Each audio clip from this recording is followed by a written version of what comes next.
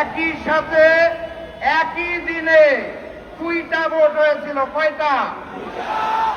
একটা সংসদ গঠনের জন্য, আরেকটা সংস্কার পরিষদ গঠনের জন্য।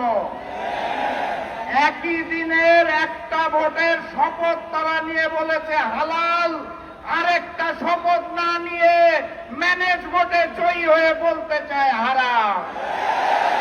একই দিনে এক ভোট যদি হালাল হয় তাহলে আরেকটা হারাম হতে পারে না।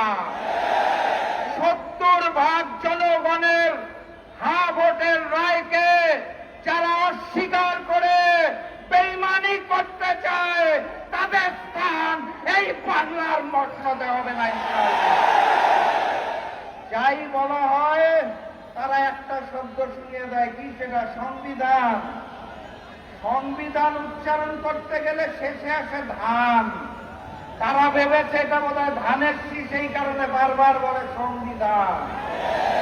এটা ওই যে নির্বাচনের আগে নিকৃষ্ট স্লোগান দিত, কি জানি, লাগারে লাগা ধান লাগা, ওই ধান নয়। এটা ৭২-এর মুজিববাদী সংবিধান, যা পরবর্তীতে শেখ হাসিনার সংবিধানে রূপান্তর হয়েছে। সেই সংবিধানকে তারেক বাদের সংবিধান আমরা হতে দেব না।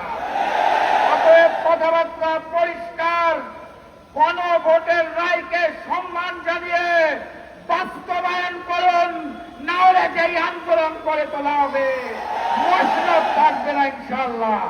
বিজয়ের পথে যাত্রা শুরু, জীবন অথবা মৃত্যু। আসসালামু আলাইকুম।